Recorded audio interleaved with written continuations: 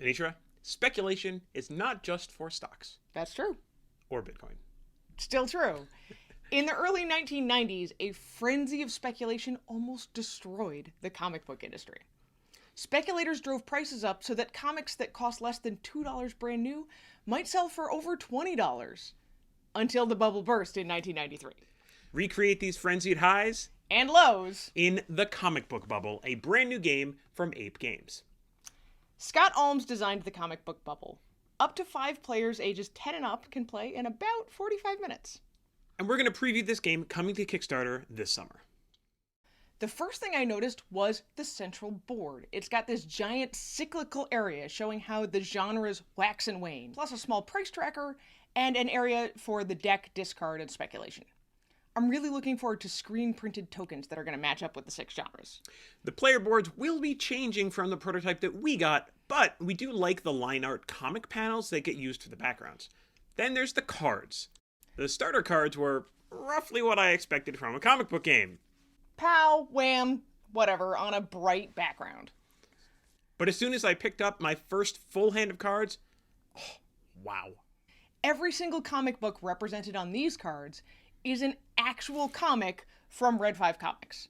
This adds a ton of interest to the game and got us to compare titles and cover art just like we would if we were actually collecting and speculating on comics. Also, they look awesome. They do look awesome. They do. But enough about the art. Even though it's amazing, let's talk about the mechanics. How does the comic book bubble play? Okay, so every player starts with a hand of 5 cards plus 2 basic comics already in their active collection. Choose a card from your hand and secretly choose the action that you'll take with that card. Buy, superpower, or speculate. Once everyone is ready, you'll reveal your actions simultaneously. Then you do them in order. Buying is exactly what it sounds like. Pay the cost for your chosen card, and then add it to your active collection.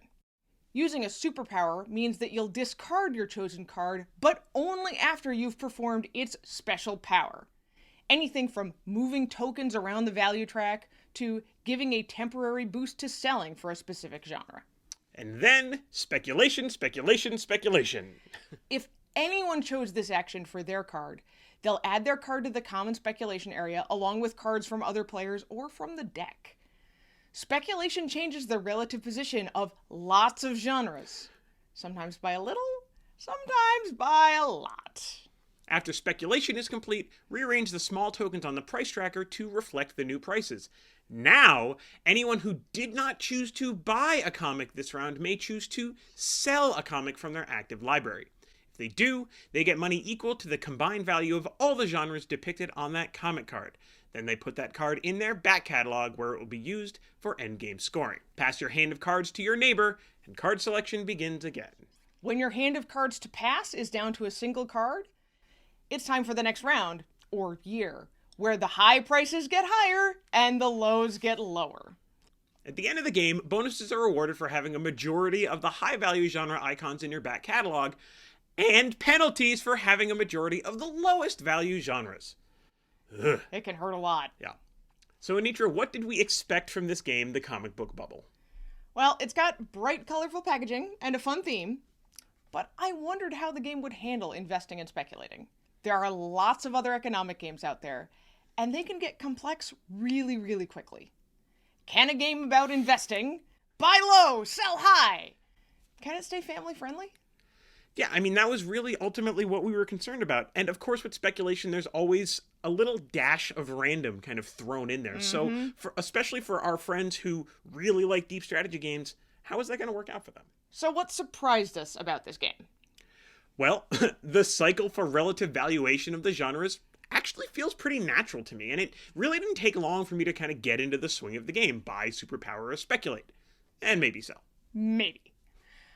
I was very surprised that even though the valuations can go negative in the later rounds, there's always a minimum floor price for all comics. This is great. It keeps players from either trying to game the system, like, I buy this for -$5, so the bank pays me. But it also takes the edge off when you're left holding a comic whose value has dropped to less than nothing. It also helps keep players from really running away with it. Some of the friends we played with did not expect this game to be nearly as swingy as it is. The valuations change really rapidly, even if you weren't trying to change them.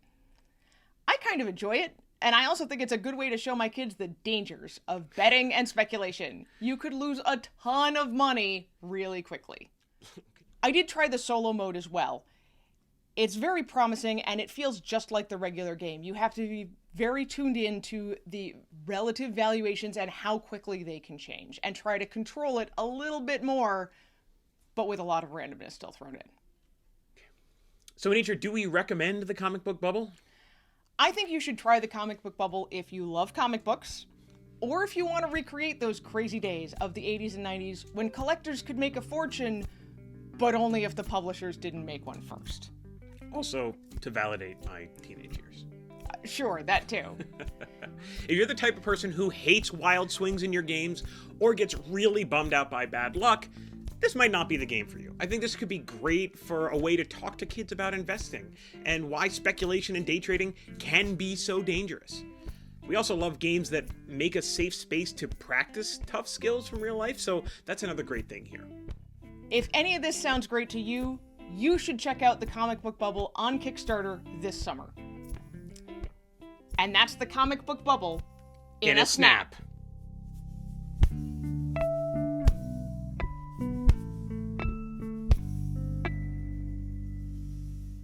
Why is it all my comics got lower in price? Like, during this game and in the 90s. What's up with that?